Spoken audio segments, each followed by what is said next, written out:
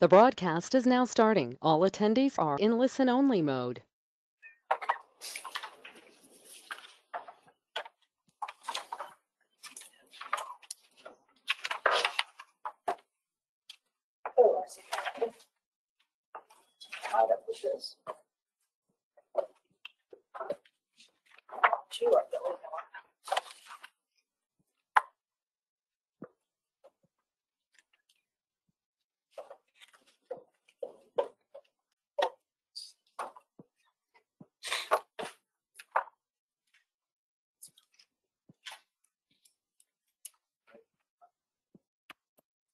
Good afternoon, everyone. I'd like to welcome our local government commission staff and our visitors here to the October 4th meeting of the North Carolina Local Government Commission, which we're starting on time at 1:30. If you'll stand and as we call the meeting to order for our pledge of allegiance, and we'll call roll in the form. Pledge allegiance to the flag of the United States of America and to the republic for which it stands, one nation, under indivisible, with liberty and justice for all. Secretary Marshall will join us and salute the North Carolina flag.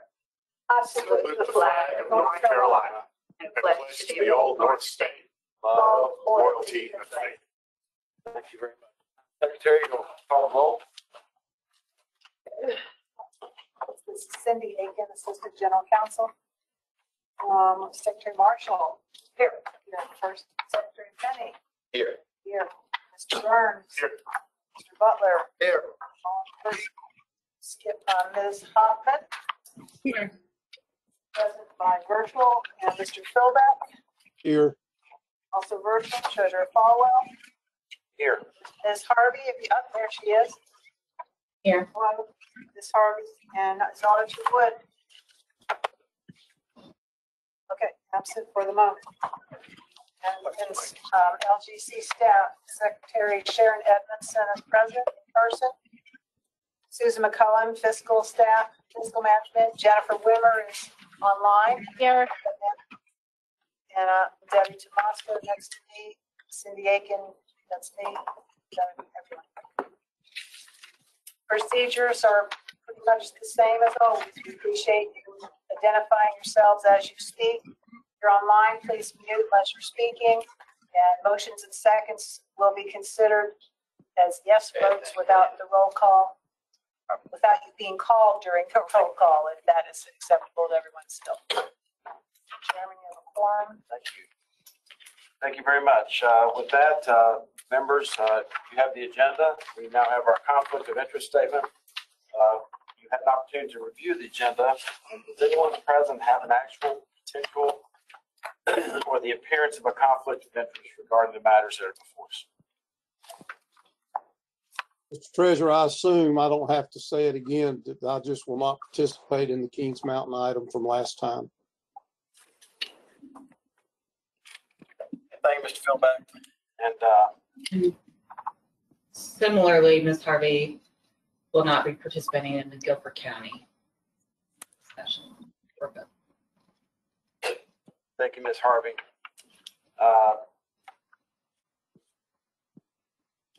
Mr. Philbeck, I've been trying to figure out how to pull the encyclopedia that's in your mind off the shelf on this transaction, but I can't because you're conflicted out. But we're just going to do the best we can. But I know that you've had a long history with everything going on with how electricity works and which system people are on and why decisions were made decades ago. So I appreciate you pointing out your conflict. Thank you. With that, I'll entertain a motion to approve the meeting minutes of our September 22nd meeting, which was held in Terrell County at the 4-H County. I move the approval, but it's Terrell County, not Terrell. I'll second that for Terrell County.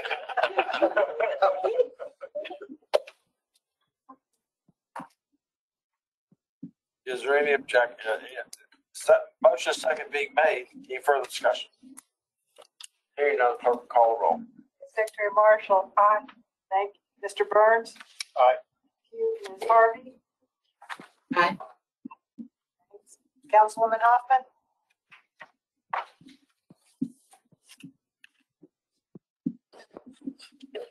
see. Did she? Okay.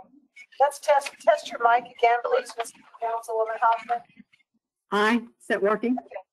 Yes, thank you. Mr. Philbin, thank you. Treasurer. And Auditor Wood is still absent. Okay. Motion carries. Thank you all very much. For planning purposes, presume that most of the people in the audience are not here for the consent agenda. We are going to go through the FPIC agenda first, and then we'll very quickly, out of courtesy to all of you who are traveling here today, try to get through that. Is there anyone here from Kings Mountain? They're participating virtually, Mr. Treasurer. Is there any objection by the board, since most of the folks are here from Guilford County, to put Guilford County above the Kings Mountain conversation, so they get on the road earlier? Hearing no objections, other items, we'll put Guilford County above Kings Mountain. With that, Susan, you have the floor. And tell our audience what FPIC stands for. They're not on it. Jennifer? Good afternoon. This is Jennifer Wimmer. The first unit that we're going to be discussing today is the City of Conover. And they are coming with a $1.2 million sewer project, and it is state revolving loan to discuss their financial performance indicators of concern. That's the FPIC. I'm going to turn it to Susan. So thank you, Jennifer. The City of Conover had one financial performance indicator of concern as a result of their 2021 audit. The city did not submit its annual financial audit to us, which was due on October 31st until February 8th of 2022, which was significantly late. The city did respond to the FDIC. Those LGC members, I am speaking from attachment A. The city did respond to the FPIC that was reported. They provided a letter dated March 1st.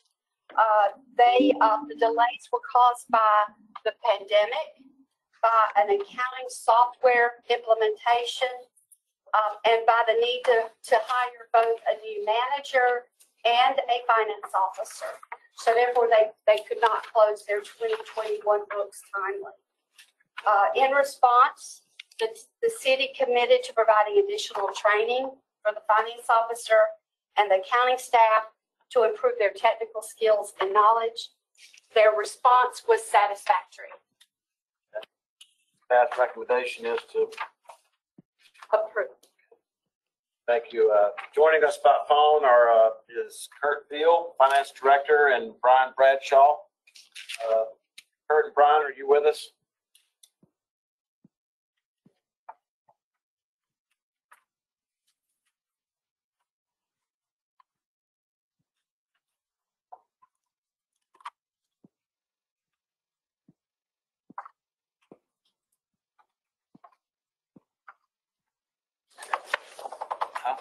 Mr. Beal is with us. Hey, Mr. Beal, how are you? Yes, sir. Sorry about that. We were muted. That's all right. Thank you for joining us. This is Treasurer Falwell. Susan's just made a staff recommendation to approve your borrowing in light of the additional training and other steps you're putting in place. Is there anything you wanted to add? Sure. I'd just say that I started last year with the city as finance director, effective June 30th, 2021. And, you know, the reason for this FPIC is that our audit was late. And to just kind of further expound on attachment A that was just read, we have actually changed auditors. We are in great shape. We're about 3 months ahead right now of where we were last year. And we expect to have this submitted to you guys by October 31st this year. So just a 180 turnaround here, in my opinion. Good. Mr. Beal, where did you come from when you took this position? I was in public accounting with a firm in Hickory called Wisnett and Company. Can you get a few hundred other people out of public accounting to come into public service? It's the best move I've ever made. This work makes a difference, and it's been great. Thank you. I appreciate your commenting. Mr. Beal, this is the treasurer again. Just wanted to tell you that we try to inform the people coming in for the local government commission about their unfunded health care and pension liabilities.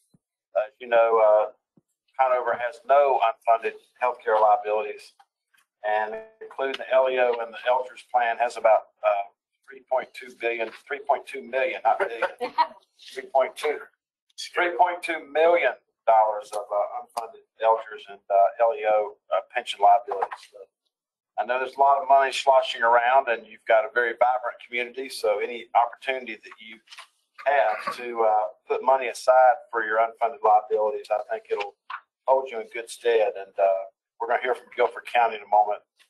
For example, they have $61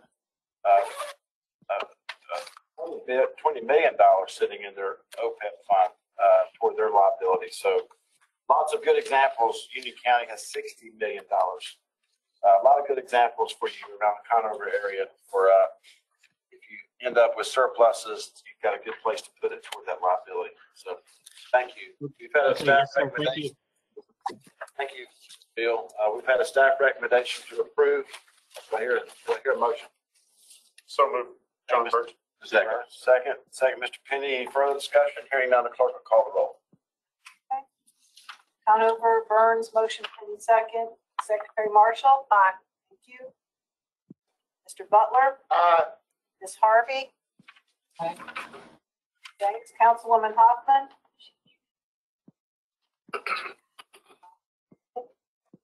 We're on a delay. That's an aye. Thanks. Mr. Philbeck? Aye. Thanks. And Treasurer? Aye. Mr. Bill, are you still with us? Yes, sir. Just as briefly as you can, will these upgrades result in better quality, lower rates? Tell us where all that stands. I have Mr. Bradshaw, our utilities director here, and he can explain that a little better than I can. These upgrades will help our plant. Our plant's 30 years old. It's older technology, and it will have better quality, be able to take out the unmentionables a whole lot easier for us, as we're also planning to do upgrades to our main aeration basins and control system, and also our tertiary filters. We'll be sure that unmentionables end up in the minutes. So thank you. Trying to be as polite as possible. Thank you. Congratulations. Go forward. Thank you very much for joining us. Now we're done. Thank you. Okay. The next city that's up for approval is the city of Dunn, and a sewer project as well, improvements to their wastewater treatment plant, and it's a loan for $3.6 million state revolving loan. And I'll turn it to Susan to discuss their FPICs. The city of Dunn had one financial performance indicator concern in their 2021 audit. I'm looking at page 2 of 24 in attachment A. We did not receive their financial report or their audit that was due on October 31st, 2021 until February 15th of 2022. Again, it was significantly late. The city's response dated May 10th is attached in the LGC member packet. Their audit was delayed because there was a single audit that was needed because of the amount of federal and state financial assistance that the city expended during the year, and that was not realized until they got further into the audit. So going forward, the city will put more attention up front on federal and state expenditures to make sure that they identify the need for a single audit earlier in the process. The city's response was satisfactory. Thank you very much. Staff's recommendation is to approve. Yes. And joining us from Dunn are Jim Roberts, Finance Director, and Brittany Barefoot. Are you with us? Yes, we are. Thank you. Did either one of you study at Campbell? Well, I might have worked there for about 25 years. So I'm sure you remember Tom Falwell, right? Absolutely. Tom's wife was my administrative assistant when I first became their finance director. Thank you. Talked to her last week in Texas. She's doing fine. So, very good. Thank you. We have a staff recommendation to approve, and Dunn, before you get off the phone, $7 million of unfunded healthcare liability and nearly $4.5 million worth of unfunded Elgers and LEO liability on the pension plan. So I'm sure this is something you're familiar with, and hope that as your community continues to grow with the outgrowth of Raleigh and Fayetteville, Fort Bragg, that you have surpluses, you can put some of that towards these liabilities. I think the rating agencies really look favorably upon that. So absolutely. Absolutely. Tom Falwell would want you to do that too. I believe you would. With that, do I hear a motion to accept? So moved. Thank you, Mr. Penny. Second. Mr. Burns, any further discussion? Clerk will call the roll. City of Dunn, Penny, and Burns. Secretary Marshall. Aye. Mr. Butler. Aye. Ms. Harvey. Aye. Thanks. Councilwoman Hoffman. Aye. Thank you. Mr. Philbeck. Aye. Treasurer Falwell. Congratulations. Next is Lewisburg. The next unit is the town of Lewisburg, and this is a water project for water lines, $764,000. And again, it's another state revolving loan project, so I'll turn it over to Susan to discuss the FPICs. Okay, LGC members, I'm on page 3 of 24 in attachment A.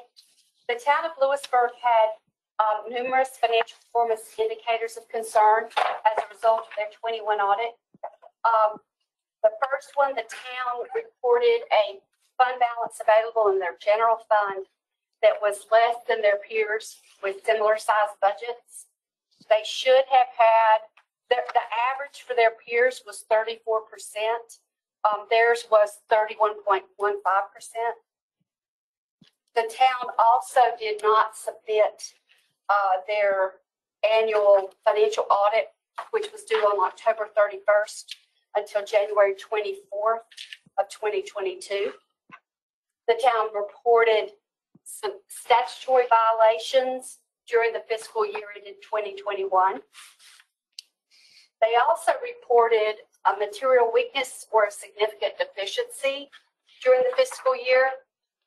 And finally, at the top of page 4, their transfers from the electric fund exceeded the amount allowed by statute and there's a number there, and that number is incorrect. That should be $403,239. So there was a copy and paste error there, and I do apologize for that. The town is a member of the Eastern Power Agency, so this statute does apply to them. So their response, which is attached, they provided a response on September 26th of 2022. The first, they're concerning their general fund balance being too low. They did raise sanitation rates for the year that would generate an additional $43,000 for the 2023 year and beyond. They have not raised property taxes yet The finance director projected that the general fund's ending balance for June 30, 2023 will increase in total by $500,000. So this level of an increase will remedy the town's fund balance available issue as compared to their peers.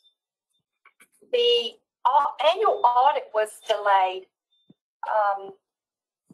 and the going forward, the town's finance director will follow up more deliberately with the auditor to make sure that it's submitted to the state timely. It sounds like there was a communication issue there. Finally, the last three indicators, the issue with the statutory violation, the findings, as well as the transfer, all related to the same project. There was a rehab project that was funded from the electric fund. However, the expenditures that ended up being incurred did not meet the qualifications in 159B 39. So the board has amended the capital project ordinance. They did that back in March to move the project back to the general fund. And then the general fund also transferred funds of $242,000 and some change back to the electric fund to cure the overage. The town's response was satisfactory. Mr. Treasurer, the gentleman actually with us in person here today. Yeah. Mr. Barlow and Mr. Medlin are here in person. Good. Hey, where's John and Sean? Hey, how are you? Thank you for coming. Quick question. Yes, Mr. Burns. The typo that you mentioned is that it says 2,000,008. Is that the one that is should be 400? It should be 403. Yeah. That's a little bit of a difference. It is a little bit of a difference. I apologize. That's fine. Thank you. I just want to make sure I was substituting the right numbers. Yeah, you are. That was a copy and paste error. John and Sean, do you want to come forward? Don't mind. Yes. Call his name. John Barlow. Have a seat there. You don't want to put your hand on the Bible or anything. Anyway, other questions before I entertain a motion and give these folks an opportunity? Susan, is there any reason why Councilmember Tartt didn't sign this? That's a question for why Councilman Tartt. That's done. Oh, that's done. That's a different city, different Yeah. application. Look at No, We're done. Yeah, look at page, sometimes they're just absent. The administrative code requires a majority of them to sign, so sometimes they're just not there. The signatures for Lewisburg on page 24 of 24 at the very back, and it looks like all of them signed.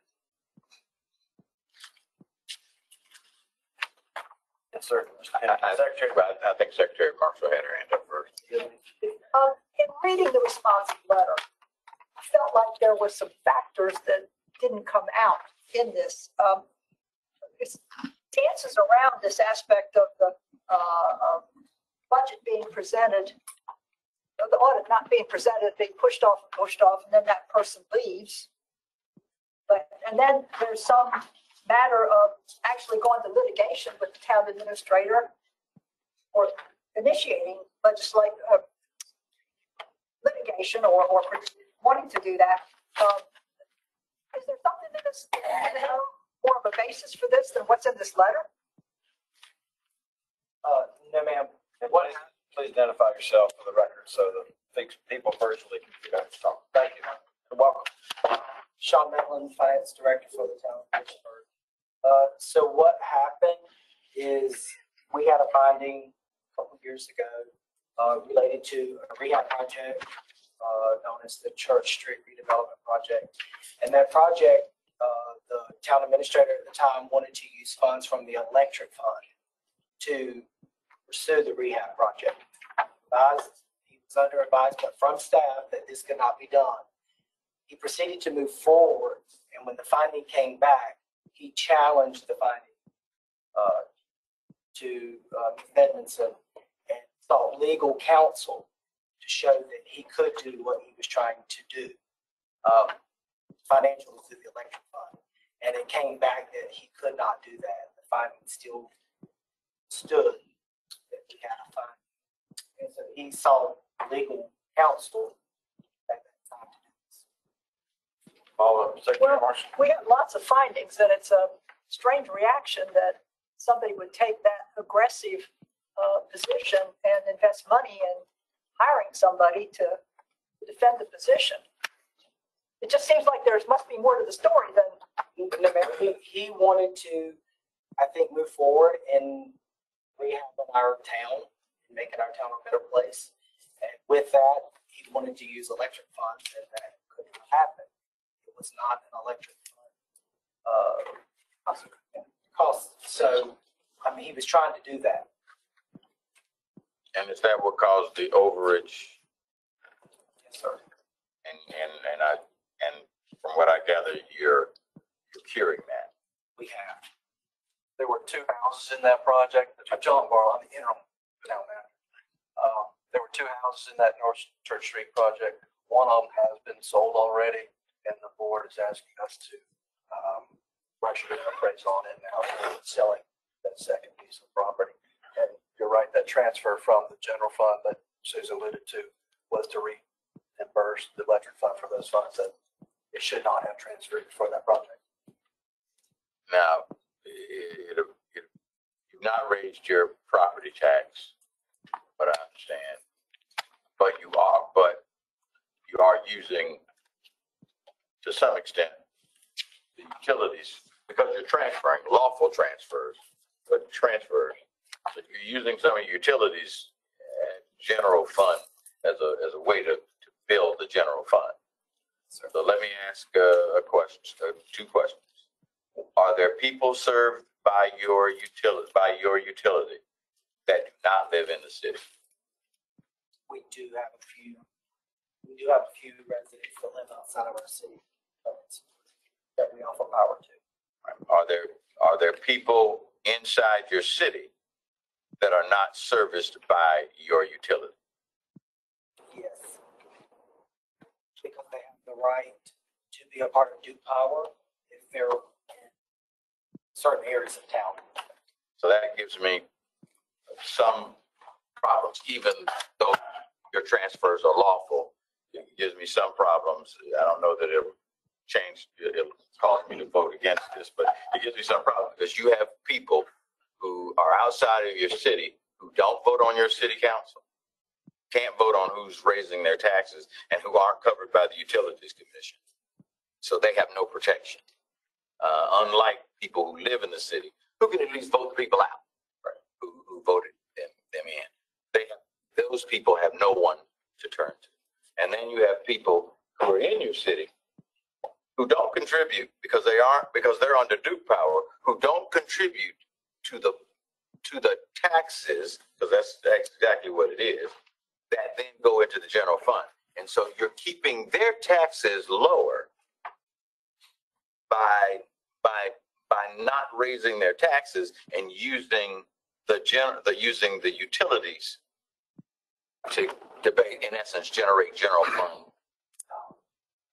So that gives me a real, it always gives me an equal protection problem. You got two of the equal protection problems. Because I think you've got people who are not protected in the same way that other people are protected. And there's no rational basis for the distinction other than, and part of that is the law. You're not violating any law, but I think the law is unlawful. I think the law is unconstitutional. Mr. Chairman, Mr. Philbeck. as far as I know, from 1957 to 2011, when the annexation laws that previously were in force allowed for involuntary annexation, every city virtually that exercised their annexation authority, involuntary annexation authority, has people in their city that are on Duke or the Duke East, which was Carolina Power or someone else. And even if the cities wanted to give them electricity, the 1965 Power Act prohibits it in most instances. But in the case of where I live, and it's Duke Energy, where cities here had service where cities annexed, in a way, Duke does contribute to the general fund in the cities because there is still the remains of the franchise tax, which used to be 3% of what they sold went to the cities. And that usually was put in the general fund. So they are, to some degree, contributing to the city's general fund as Duke customers in our area. And I guess it's now Duke in most parts of the state since there's no Carolina Power now. On the other hand, at least where I live, what few customers outside the city that are on the city electric system are there because they requested it, because that 1965 Power Act prohibited it under most circumstances. But if there was vacant land and no Duke source, the reason, at least in our area, they requested to be on the city system was because it was cheaper to get on the city system because it was closer to them than Duke was obligated to do. So for whatever that's worth, there are a lot of nuances to this. Thank you. Thank you. Further questions? No. Treasurer, this is Sharon Edmondson. This issue actually came before the commission based on the 2020 audit last year. We had extensive conversation about these same topics at that time. And that item was tabled, and I can't remember honestly if we ever brought it back or not. But after that, and Sam, correct me if I mess this up, Lewisburg had local legislation passed. House Bill 203 was put into effect that only affects Lewisburg. It has a sunset date on it, if I'm not mistaken, as to the allowable purposes for transfers. So it did expand their transferability with some guardrails around it. They're not violating any law. I just wanted to make this. If I may just add one detail, they were very concerned because they were doing it for economic development purposes, and they were doing some shell buildings in the downtown, and that made it relevant. Maybe relevant, or maybe not. Fun conversation.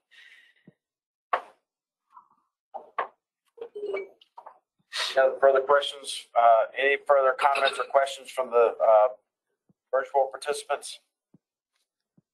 Any closing thoughts? Closing thoughts from either one of you? Just about the project itself is replacing a lot of older water mains in downtown around Lewisburg College.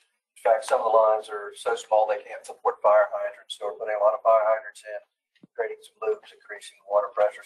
Most of those water lines were put in the early 1900s, so they've outlived their useful life. It's time to go. Thank you. To Mrs. Edmondson's comment about we don't know quite what happened with that previous application that was denied, but you recall what might have happened? I do, sir. I was not involved with a lot of this. Nice to be able to say that once in a while. I'm right with it. May have been involved. May have been involved. No, I was with them. Typical Lewisburg. I was with him. Most times that's not a good thing. Actually, this is my second time. I had the opportunity to work with Town of Pikeville. I'm a retired local government manager. I've been the interim for a number. Go ahead. Oh, sorry. You all had state treasurer's office took over the finances at the Town of Pikeville. Had the opportunity to really, they had some financial issues there, and I think we're on the right track. We're doing the same things to fix the issues that Lewisburg was having. Thank you, Ms. Aiken.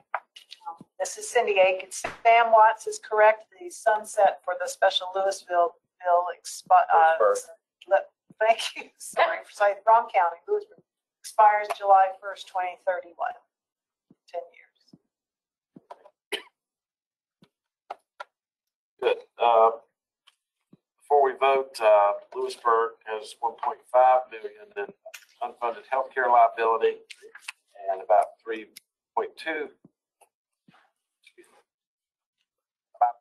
million in unfunded pension and healthcare liabilities. So you've heard what I've said about those things already. Do I hear a motion to accept staff's recommendation for the approval of Lewisburg? So moved. John Burns. Second.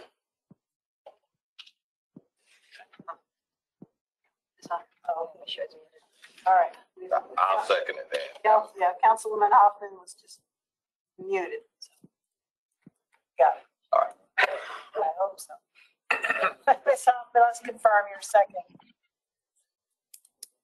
All right. Ms. Hoffman, you're a second? Yes, thank you. Sorry, I was just trying to do the best I can.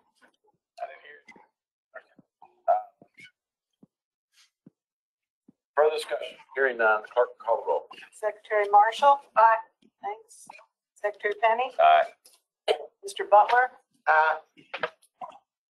Harvey? Aye. Thanks. Mr. Philbeck? Aye. Treasurer? Aye. Thank you. Thank you for joining us. Best of luck.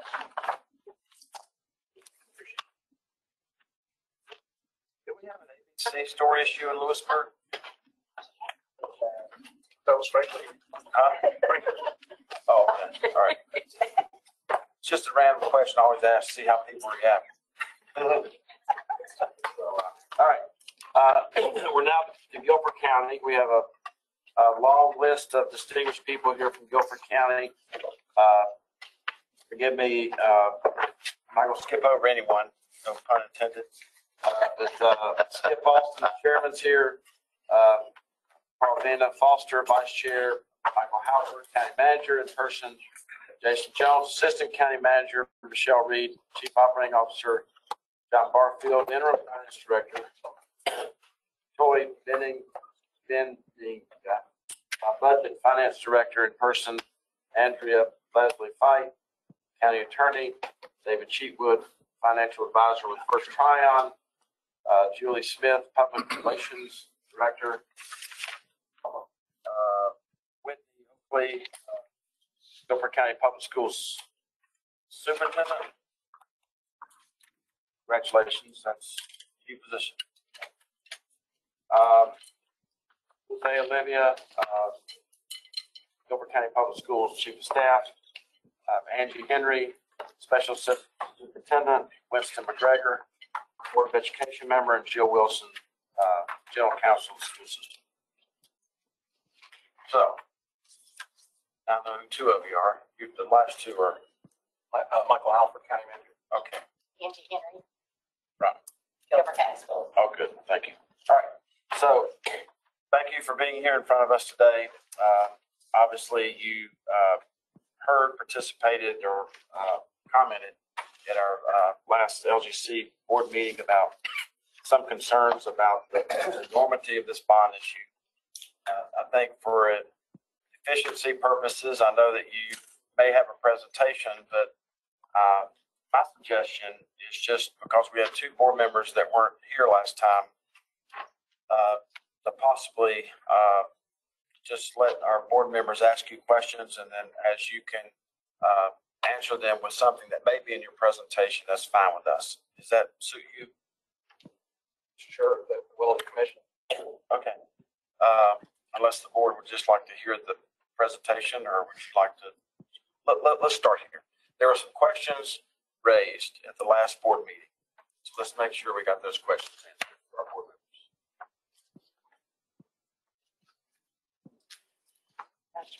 Mr. Treasurer, in attachment C and members' meeting materials are answers to the questions that members posed last meeting and that the county provided responses to. And you guys have this, right?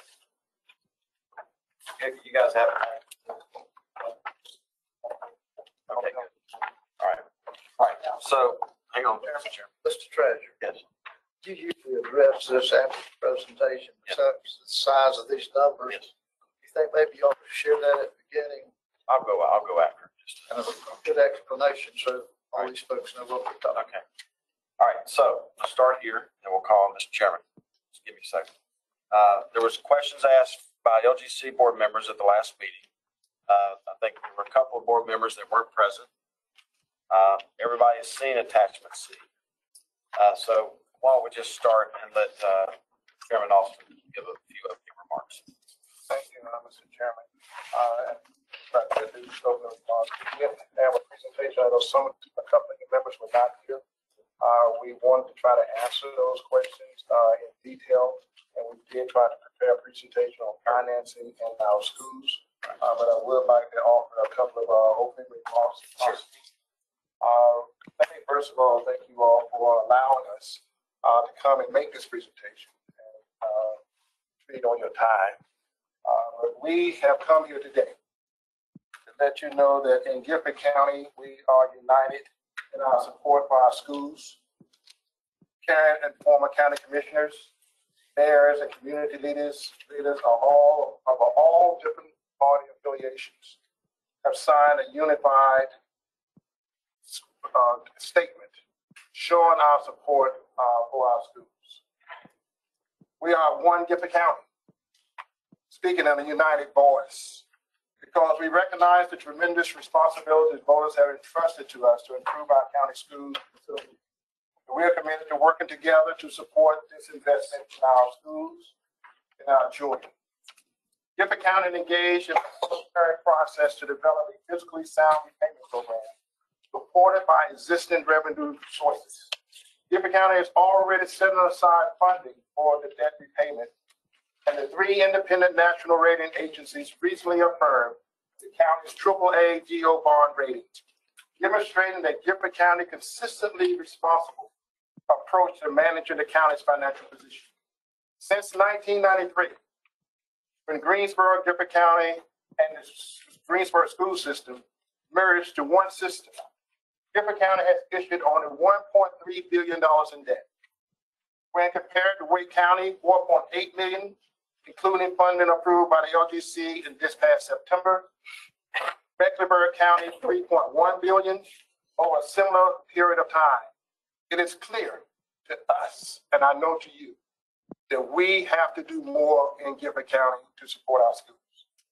In an independent study in 2019, we identified more than $2 billion in current facility needs and prioritized those most critical improvements. The $1.7 billion is an important step to addressing the critical infrastructure needs in our schools and providing critical safety and technology upgrades. The built-in environment is also critical to a child's learning ability. Students who study in a positive learning environment have been shown to be more motivated, engaged, and have a higher overall learning ability. So these funds are about more than just improving our buildings. They're about investing in a stronger community and better learning environments for our children. As North Carolina, Gifford County, and our regional partners seek to secure additional economic development opportunities, particularly in high-tech manufacturing sectors, it is important to show that we are developing our current and future workforce for all across the Piedmont region. The tax unity statement that you have, we shared that with you, is signed by all nine sitting county commissioners, Republicans and Democrats, Board of Education members, local mayors, council members, local leaders, as community leaders, and elected officials. We are committed, and we affirm our commitment in support of our schools. We stand behind the decision of our voters that approved the 2022 school bond package in this past May in the amount of $1.7 billion. We respectfully ask that you approve this bond issuance, which will allow Gifford County schools to make necessary improvements for approximately 70,000 students and over 8,000 faculties that operate our county school system. I'll also call your attention, we also have the support and also signed this unity statement from the Gifford County delegation, John Hollister, North Carolina House member also, Mr. John Fairclough, Senator Gladys Robinson, Representative Pricey Harrison, Lisa Brockman, and also we have some other former county commissioners that signed this statement. Former Gifford County Commissioner Linda Shaw, who was also the National Secretary for the Republican Party, and Commissioner Billy Yap, who served on the Gifford County Board of Commissioners for several years. We have come here today to answer those questions. As our chairman said, we have our county manager here, Mr. Michael Halpert, who will talk about our financing and our ability to pay. And we have our school superintendent here, Dr. Oakley, who will talk about our school and our need for this investment in our school system. So we can have Mr. Halpert, Mr. Chairman, if it's okay, to make his presentation briefly. We appreciate it. What would the board like?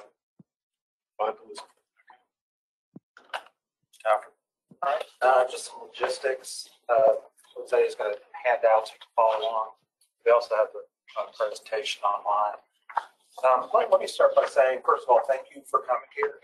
It's an honor to be here, and I don't say that lightly, or I'm not joking with you. I've worked with the LGC in North Carolina since December.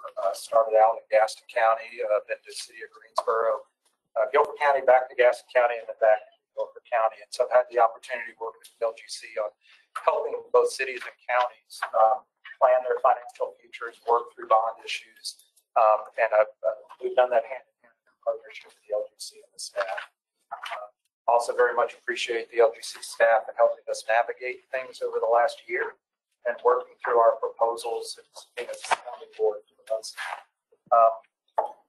One of the first things I want to talk about is just funding responsibilities in North Carolina. So as you know, counties are statutorily required.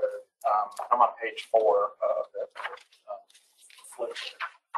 Counties are responsible primarily for funding schools in North Carolina with really very limited state support. That burden, because of the uniqueness of North Carolina, I think we're one of a handful of states that does it this way, falls on counties. The last statewide school bond was in 1996. So we're almost 30 years past the state really participating at a high level in county school support, although there is some lottery funding.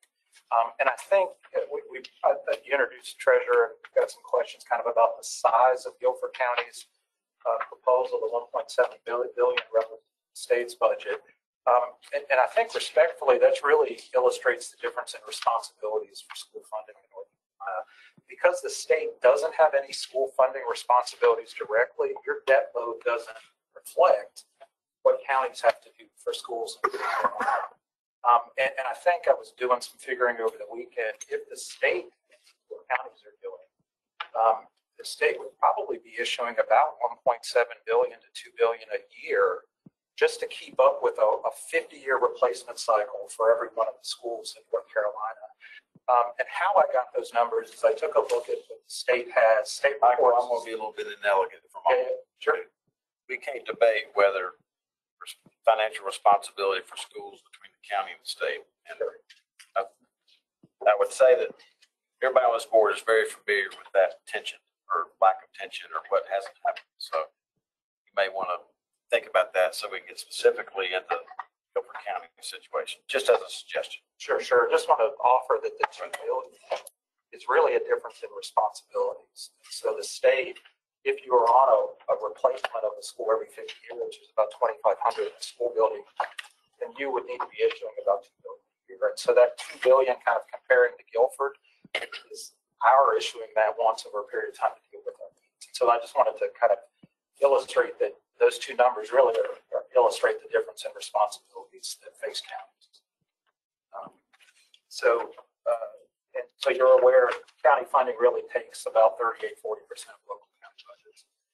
Our existing, for our existing debt, school debt takes about 70-75%.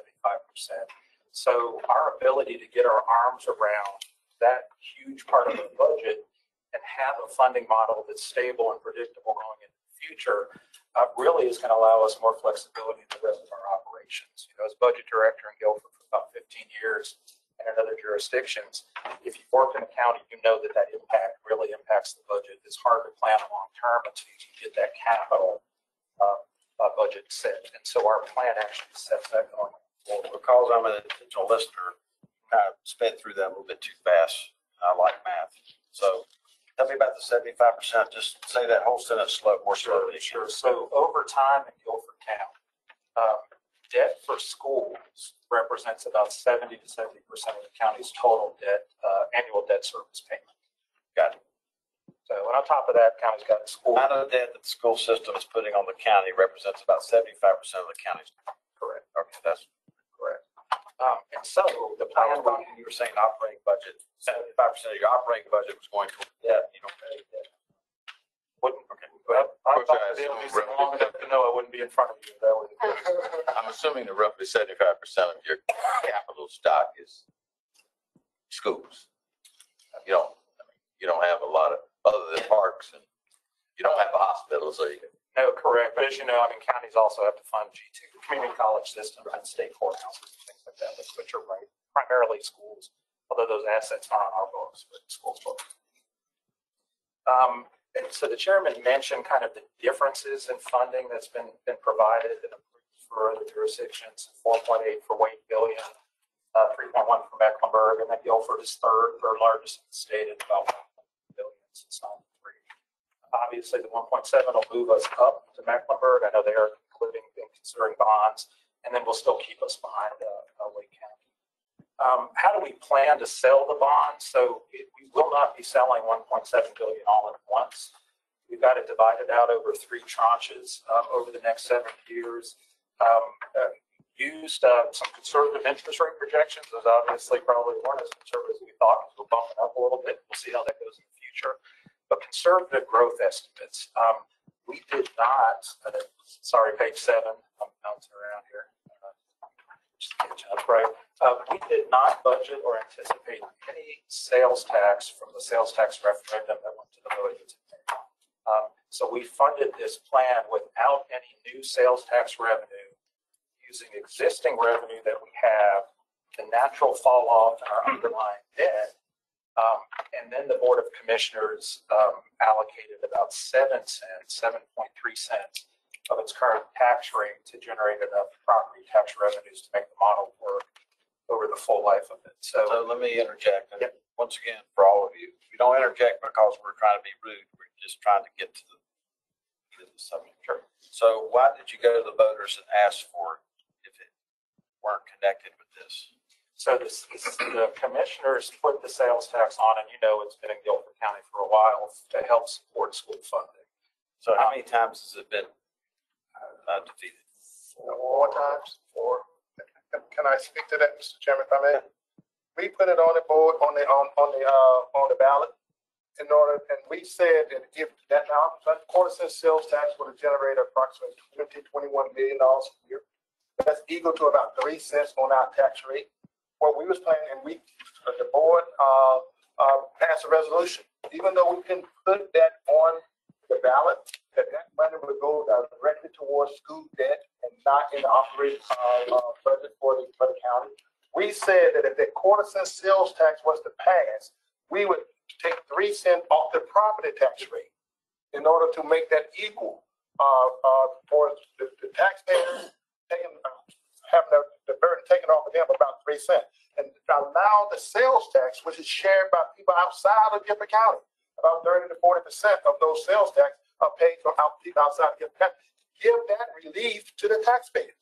But the taxpayers said, no, they don't want to pass the sales tax because they might not trust the county commissioners in the future to put that money towards the schools. So we are asking, and John Harvester and the House, they passed it in the General Assembly, but it got stalled in the Senate. We want the language on the sales tax. If it passes, all that money will go towards debt service for schools only. And that's what we'll continue to fight for. And we've also said that if we ever get that on the ballot and it's passed, we will reduce our tax rate by that amount to give that relief to the taxpayers. But at this time, there wouldn't be a tax increase. There just wouldn't be a tax reduction. That's right. That's exactly right. We didn't increase our taxes at all. We went rate neutral on our budget this year. Do you think your folks would understand if it passes and you're gonna drop it 3 cents, but your cost of county government is still going up, they're gonna realize it would have been 3 cents more if the sales tax hadn't passed. Think they would realize it? Yeah. Yeah, I think they would. Because a lot of people didn't, they said they didn't understand it when they was up. And it came as close as it's ever been to passing this time. Because we did make that resolution with that promise to the community. And a lot of them, again, the key to it is getting that language on the ballot. So people would know that we don't have any other choice but to allocate those funds to that payment for the schools. We want to take that suspicion out of the case. And we're working with the Senate. Was the sales tax voted down in the same election that the bond was approved? Yes. Yes, it was the same. About the same margins. Not the same margin. About 60-40 or, I mean, Well, it was a lot closer. The bonds passed, the $1.7 billion passed by 61%. 60-40, right? Right, 61%. And the quarter cent sales tax was a little closer as far as selling. It came as close. We had it on there 3 times, and it came as close as it could this time than it ever had, because that promise was out there and people did understand it. If I vote for the sales tax, allow other people, including renters, to help pay for the school, I get a property tax decrease. Okay, but it didn't resonate to enough people. so, and, you know, 2 things. Is it disingenuous when you say the tax rate didn't change? When you had a revow and the amount of money coming out of people's pockets did change? Yes. No, it's not disingenuous, it's factual, but at the same time, they knew that we had to reevaluate. I've been on the county commissioners for the first time 20 years. Right. Elected in 1992 to 2012. Then I came back 5 years ago. Right. Okay. So we always went revenue neutral. Okay. And when the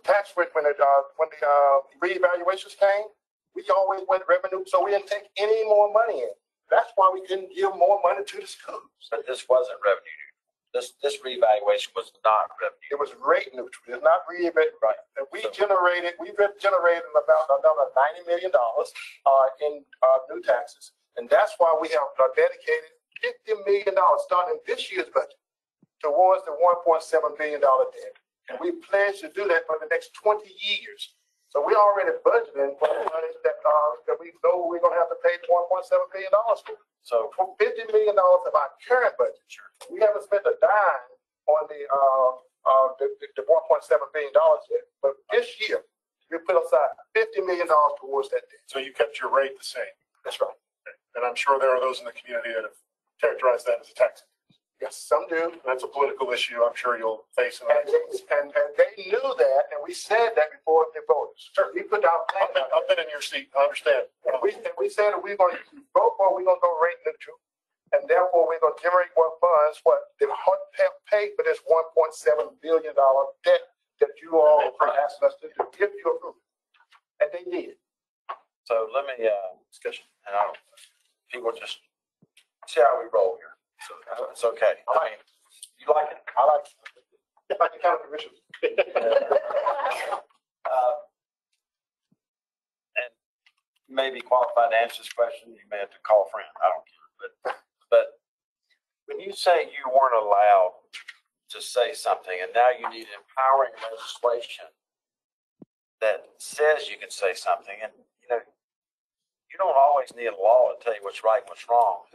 Who said that you couldn't? Because I'm from Forsyth County. I was on the school board for 8 years. I've been tremendously successful in issuing bonds and building schools under budget. And it's documented. So who said that you couldn't be more communicative, transparent? People, when they were voting on the sales tax to partially pay for the school bond, to say that this is what this is going to go for. Who actually said you couldn't say that? If we, Somebody you call a General friend. statute, actually. right. We cannot put that on the ballot. But we can say it verbally, and have a resolution like we did, but we cannot say it, put it on the ballot because the general statute, we have to get approval from the General Assembly to allow that language to go on the ballot. In essence, you're saying it was a part of your education package, but there was nothing that would bind future commissioners to that language, other than, unless that language were actually voted on. That's exactly. And that's being held up in the Senate now. Yes. Mr. Treasurer, Yes, sir. And then we'll go to Mr. Philbeck. Hang on just one moment, Secretary. He was. Mr. Philbeck, go ahead. so I think the issue is this board could say they intended to use it for that purpose, but the way the statute is written, they cannot bind future boards. And so what they're trying to do is get legislation that would bind future boards. Am I understanding it correctly? That's exactly right. Thank you, Secretary Penny. Or get legislation that would put it on the ballot so that when the voters approved it, it would bind future boards. That's exactly. Let me talk to the superintendent for a second here. It's my understanding that you all had a study 2018, 2019. Yes, we had External study, and it showed at that point, $2 billion in need. In addition, more than 2 billion. in addition to some other. It showed 2.5 billion. 2.5 billion. Okay. Yeah, 5 billion. 5 billion. But so it doesn't appear. One of the questions I think that was proposed, and I don't think you've all have answered it, was what's your enrollment going to look like? But it appears to me that you're basically replacing what appears to me to be pretty dilapidated schools that aren't indicative of Greensboro, or the Greensboro that I have known. Can you talk to me about the condition your schools are in and what this overall plan is going to do? I can, and we can actually point to some specific slides if that's helpful. We go to slide 11. Then, they're literally falling apart. Our schools are, and I can just say I'm a parent of 2 Guilford County students. I went to Guilford County schools. This has been a long time coming. But yes, to your point, that study was bipartisan, independent, and it was funded jointly by both the commissioners and our school board, and that was back in 2019. And it really did show that. Let me stop. Are these different schools, or is this just Those are different one bad school? We got lots of bad schools. And so the study identified nearly $1 billion in deferred maintenance. The average school was built 62 years ago, which is before the moon landing, before the internet was a thing. It's real. And more than half of our schools were rated by that independent study as in poor or unsatisfactory condition, with outdated systems and critical infrastructure needs, not to mention safety and technology. And you can you can advance to slide 13 if you are able to do that. It looks like this annual capital outlay over time. Those are, again, that was just this week, but this just kind of shows that we've used all of our available funds to maintain our buildings, but we haven't always received what we needed to fix our schools.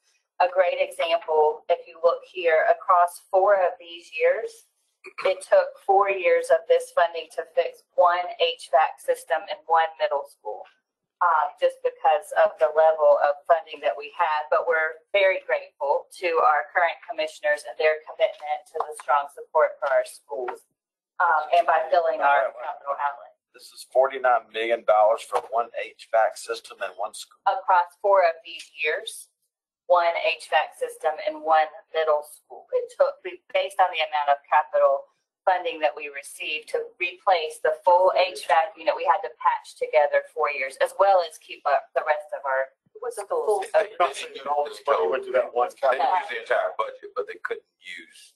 It took that long. to fund that project. That's right. Because there were other needs. We still have funds available for. Those are life the, safety. those are the funds on the right-hand side, is what Gifford County allocated towards the school system for all of their maintenance, for the entire school year. Based on So those. if I understand, may I? I'm sorry. Yeah, sure. If I understand that slide, you're saying there's approximately 58,400,000 of unmet identified maintenance needs over that time frame. There's significantly more than that. Right. That's what we requested. Right. Of what you requested, right? I mean, I'm sure you didn't request everything you identified. There was a question about your enrollment. Is your enrollment increasing or decreasing over the last several years? And I'll have a follow-up. So it's like the rest of the nation, we had a dip post-COVID and we've kind of flattened out since then and have maintained. Have there been an increase in the number of students going to private or parochial schools in Guilford County? So yes, we have seen a slight increase in private school enrollment and a slight increase in our charter school enrollment. And what we saw most significantly change during COVID was an increase in our homeschool enrollment. That homeschool enrollment, we feel like it's coming back down. We did see a significant decline between last year and this year. Overall, the number of students in school in Guilford County has remained fairly flat for the last 4 to 5 years. And is there a difference in the average age of the facilities for the private schools in your community compared to the public schools? I'm going to just put that one up on a T for you. So certainly there is the buildings, the private school buildings are much better maintained than that our buildings have been. They are able to build new facilities when they need to. One of our private schools is building a lovely athletic complex now and adjacent to where they're going to build their new building out off Sandy Ridge Road. So yes, we are seeing their facilities certainly are much improved compared to ours. Let me just say thank you for putting High Point Andrews in your plan, because that's where I graduated from. So I don't think it's a conflict of interest, but I was happy to see it on the list. Sorry, Mr. Treasurer. Sorry. Okay.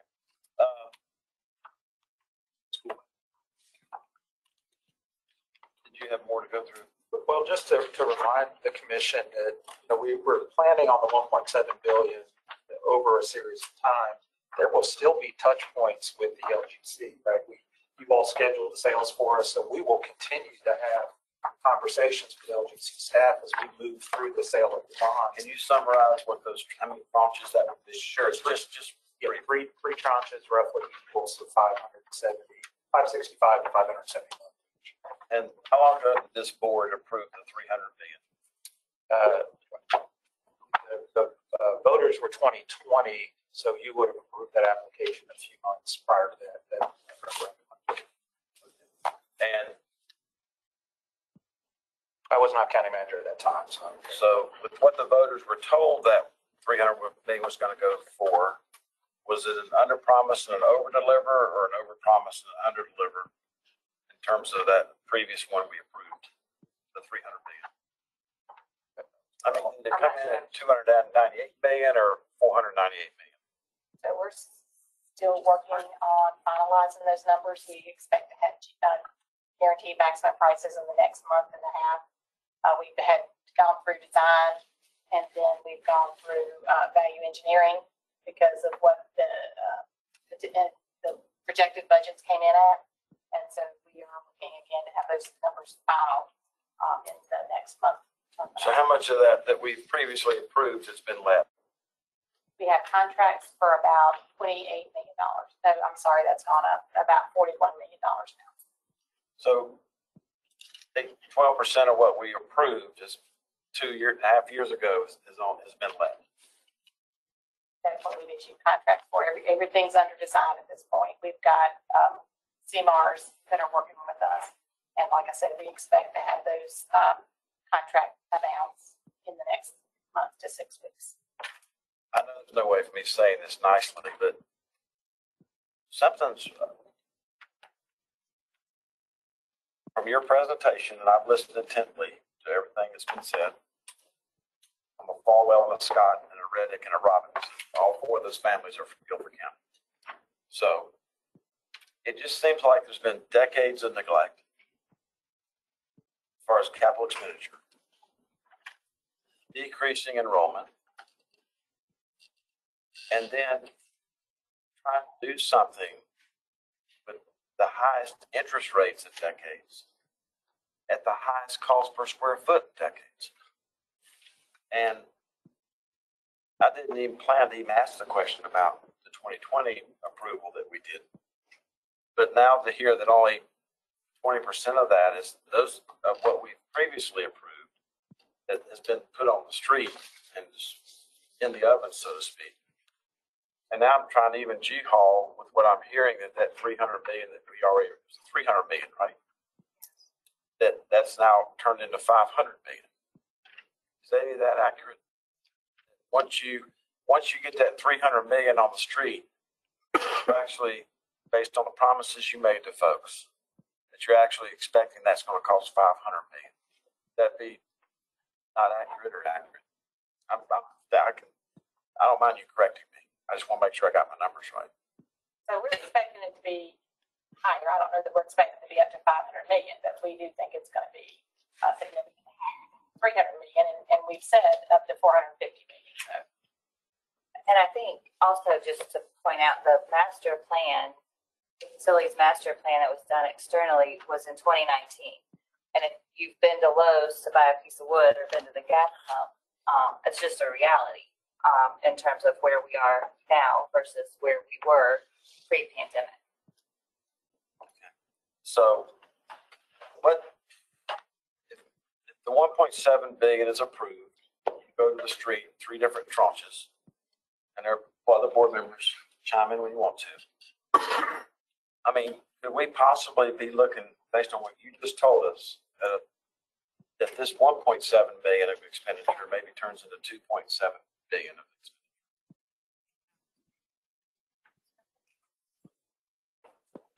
Based on where the price of labor and the price of capital, the price of material is.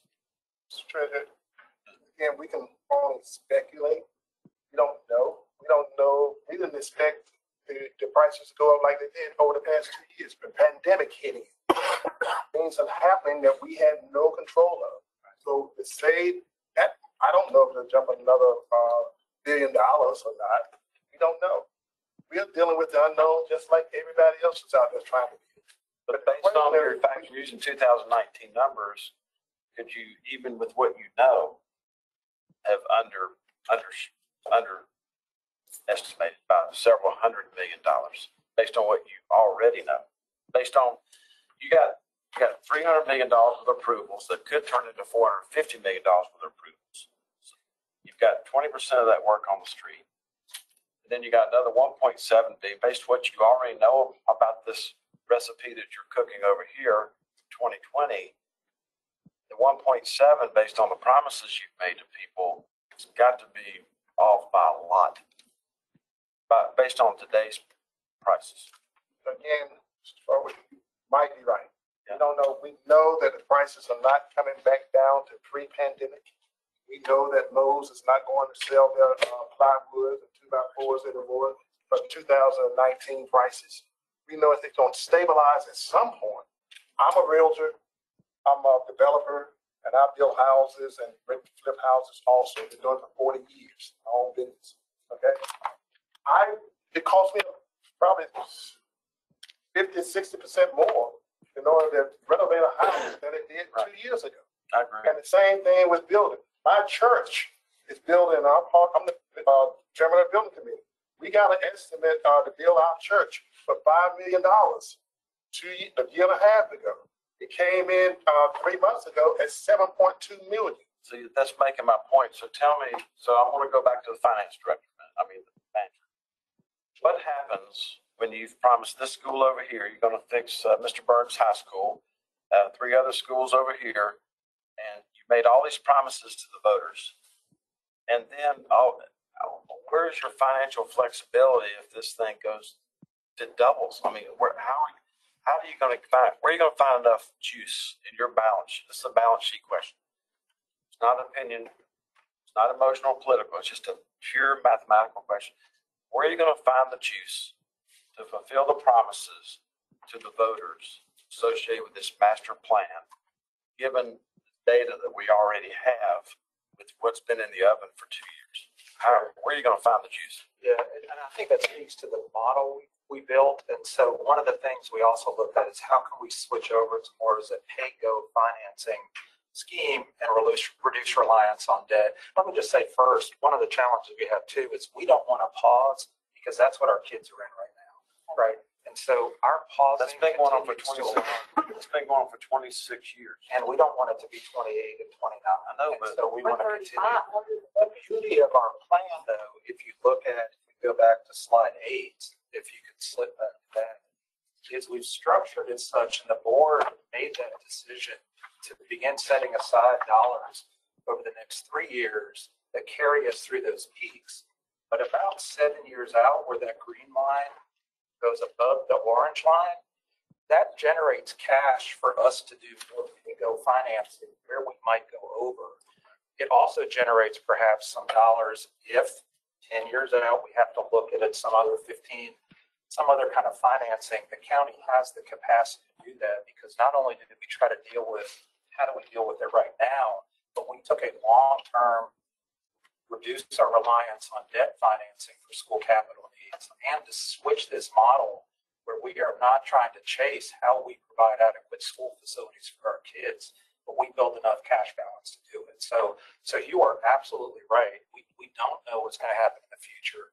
I've worked on a lot of different bond issues. I'm not talking about the future. I'm talking about what you're already experiencing with money that we've already approved, what you're trying to put contracts on the street for. We don't even talk about the future. We're talking about what we're already experiencing right now. Correct. And so in that model, the additional allocation will allow us to do that. And on the back end, where we have to begin saying, okay, we have to find some additional dollars, that green line goes above the orange, and that provides cash balance for us to do some of those projects. And if I can just add quickly, I think that's the reason we did the facilities master plan.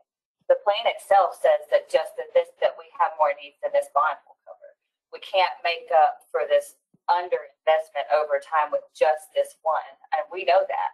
But the beauty of having a plan that was done externally is that we know which schools are in the worst shape. We have a number that tells us which schools are in the worst shape. So, we can continue punishing kids, or we can accept the will of the voters and move forward. But this is what they're sitting in right now.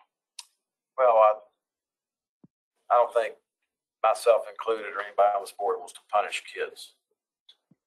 So I think that was inappropriate. So, but I mean, I'm a public school person, and like everybody else on this board, we have a responsibility. That's why we don't say calls. A city, Asheville, got too far out of its skis and declared bankruptcy. And so we're not about punishing anybody. We're trying to ask tough questions that nobody should be afraid to answer. On your long-term plan, does it prioritize the jobs that need to be done? It does.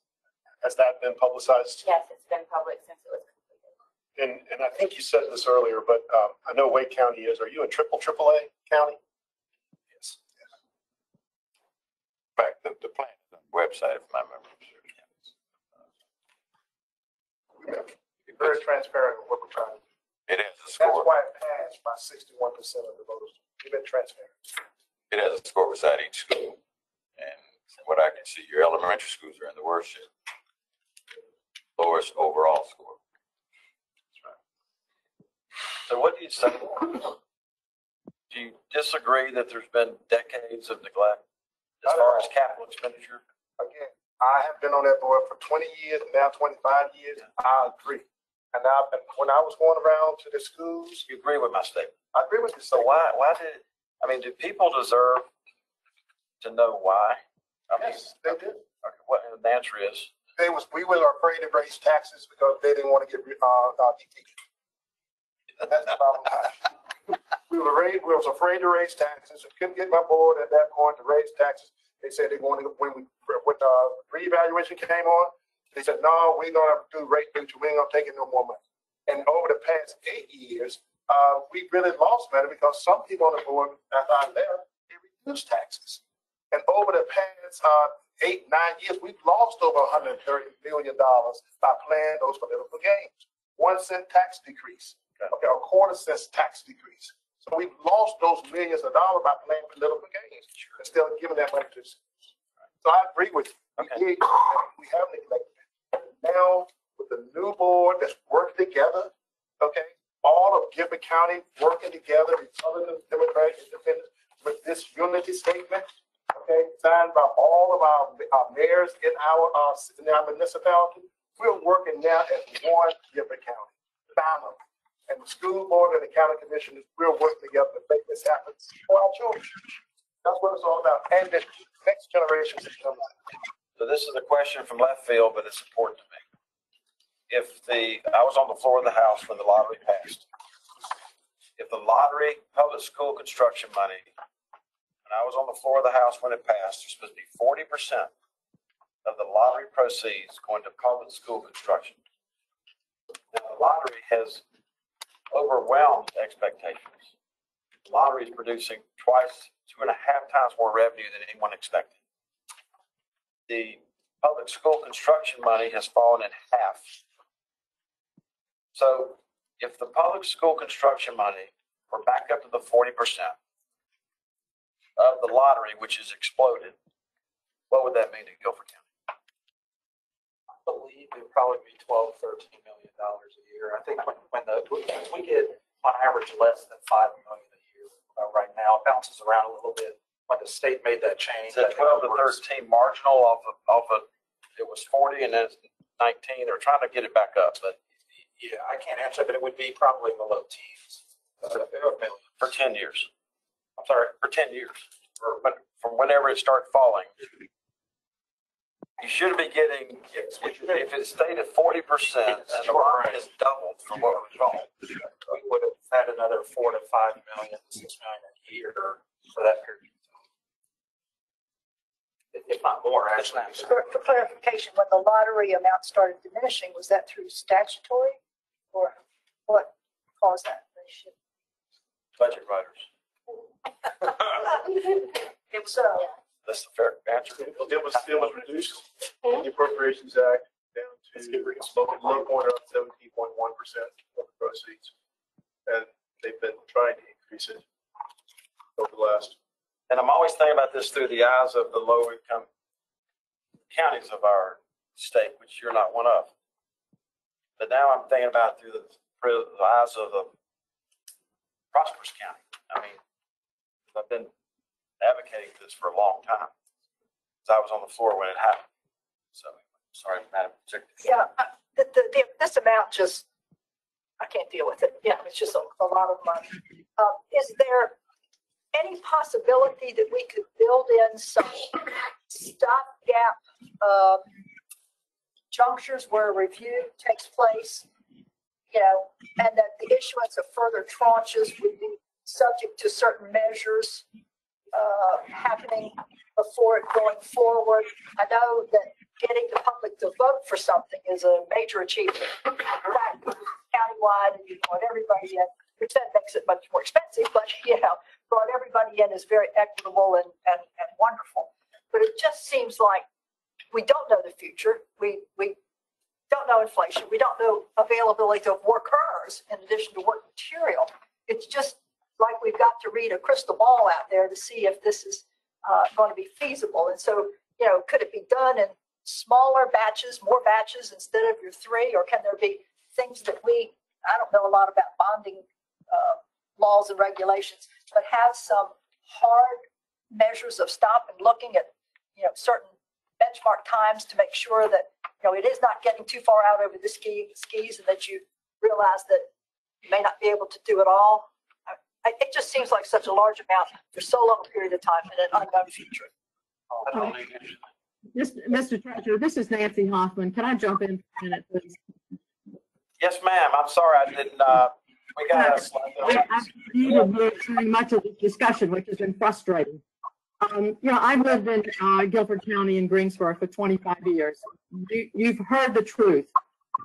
We have not funded the Guilford County schools during this entire period of time, and now we're playing catch up.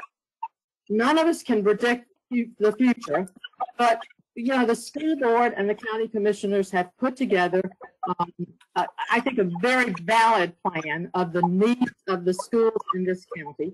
They've put together, I think, a thoughtful, valid finance plan. And this is, it's not as though they're going to let $1.7 million in bonds at one point in time. It's over a piece at a time. And I think the need is there. You can't predict the future. The city of Greensboro experienced 10% growth in the last decade. That was 1% a year.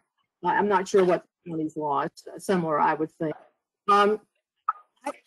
Conceivably, we should see greater growth in Greensboro and Guilford County over the next decade. So I think it's important to make this investment, and I think the plan is a solid one. We're asking a lot of questions that really have some unknowns here. Thank you, Ms. Hoffman. I hope you can hear me clearly. I'm not a technology person, but there was a PowerPoint presentation up on the screen that was completely masking all of you. So the fact that you were trying to participate, we had no idea, and I sincerely apologize for that. That was completely unintentional. I understood. We've decided at this point, so thank you very much. A skilled workforce and an educated citizenry is the important investment we can make in any county or in the state. And so I think both our school board and our county commissioners working together have a solid, valid plan here for rectifying 2 decades of non-investment in Guilford County schools. Mr. Burns. Thank you, Mr. Chairman. Thank you, Councilwoman Hoffman. Are we on comment or are we still asking questions? Just does it matter? Yeah. I come at this from a perspective of similar to Mr. Alston's, in that I was a county commissioner in a very large county here in Wake County. I think there is sticker shock when, especially folks who are not normally dealing with the budgets of counties like Wake and Guilford and Mecklenburg, to compare them to other counties in the state is not a valid comparison. It's not a valid comparison when you're looking at teacher salaries, and it's not a valid comparison when you're looking at cost of capital, because the amount that is needed is so much greater. And the amount of schools you have, Wake County is 3 times the size of yours district, I think. And it's so, I mean, I do think that people's minds start to short out when they start seeing the amount of money, but that's what the math requires. And from my perspective, and I'm the newest person on this board, or one of the 3 newest people on this board, but it is not, I don't view my job on this commission to be second guessing the political judgment of the people on the county commission and the school boards. They put a question before their voters approved it. If they don't spend the money the way they said they were going to, their voters will punish them. I have been elected, I have been unelected. I have seen both sides of that coin. So it's not upon me to save county commissioners and school board members from electoral consequences of their decisions. It's to look at whether or not the county has put forward a good plan. It's thoughtful, it's payable, and there's the standards in the law are that it is necessary or expedient. I think necessary is shown by the pictures. Expedient, from my perspective as a county commissioner, bond money is the cheapest money I can spend. If I spend it out of the general fund, I'll tax you a lot more. I used to make that argument myself. So the expediency is taken care of. Whether the amount is adequate or not excessive, that's what we've been talking about. I think that the unit's debt management procedures and policies are good. The fact that they're a AAA bond rated county, one of the few in the country, says that their debt management procedures and policies are good. That the increase in taxes, if any, necessary to service the proposed debt will not be excessive. The voters got to vote on that question, whether or not they thought it was excessive, and they approved it. And that the proposed bonds can be marketed at reasonable rates of interest. They're looking at 4% 15 years out from now. maybe that'll be right, maybe that'll be wrong. We might be entering into a recession when they don't keep raising interest rates. So I mean, I think that they've met all five, and if asked to vote, I would vote in the affirmative on this. That would be my position. Thank you. I would agree with Mr. Burns. The fact that Greensboro has schools that are in this state of disrepair saddens me, particularly when you're looking at the third largest school system in the state, the 47th, I think, largest school system in the country. A school system that is vital to the development of North Carolina as we bring industry into the triad and expand, and we need those pictures do not help us recruit industry in North Carolina. When I've got a county that has no FPICs,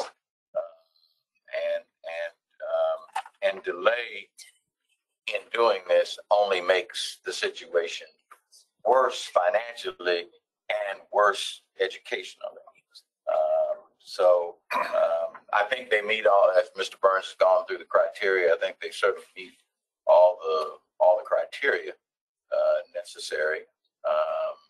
And quite frankly, yeah, I would be happy to make the motion at the appropriate time. And I will second that. Well, you're from Greensboro, so I'll let you make the motion. Yeah, let me just say, again, reiterate what you said, Mr. Secretary. Whenever you delay important decisions like this and investments that you need to make, it simply means that it's going to cost you more. I mean, we know that. So we really need to step up, make this decision now, make this investment, and then it'll play out. And the commissioners and the school board and the staff will be prepared to deal with that. Thank you, Ms. Hoffman. Mr. Butler. I've been in local government over 50 years in North Carolina. I've been a county manager. I've done a lot of things. Chaired state parole board for a number of years. And my commission member, John, his comments, but I just want to state the LGC is the last guardrail in the state of North Carolina. There is a reason why we haven't allowed the General Assembly. When you go back in the 30s and look at all the faults we had with cities and counties, try to ensure the financial integrity, there's a reason why you can't go to the bond market without going through this. This is the last wall. And I just, I hate to use these words, but somebody's been asleep at the switch for years and years in Guilford County. Yeah, I mean, all you gotta do is look at those previous numbers and they're dropping down to support the school system. I was quite frankly shocked that your enrollment figures were as close as they were with the growth of private and charter schools. That is not what is happening out. You should be grateful for that. That is not the case in rural North Carolina. I'm the only board member on this board east of I-95. I am the only board member that resides in a rural county. Try Bladen County. Okay? You want to try a rural one. And I just, you could have a change. And I understand why you want this legislation to bind future boards, but there must be some reason that the Senate will not let that go forward. There must be some reason in Guilford County where the senators that represent Guilford County cannot find 26 votes.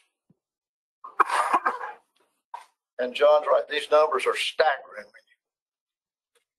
And you're going to hear some staggering numbers on your retirement obligations and health care, what your future health care is. I mean, wait till the treasurer shares those numbers with all of y'all sitting here. as county manager knows, he keeps up with it, you have a huge liability we're not even talking about here. I mean, huge. Pay for healthcare, retirement, and your law enforcement people's supplemental retirement. So I just wanted to make those comments. Thank you. Mr. Marshall, anything? Mr. Philback, we're going to entertain a motion in just a moment. Anything you'd like to say? Sir. Let me just clarify one thing in my mind from the last meeting. I believe the chairman said that it's a rate neutral reval.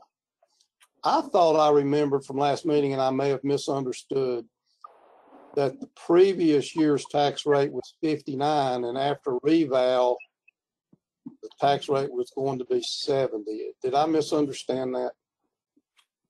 The revenue neutral rate for this year was 59.5 cents.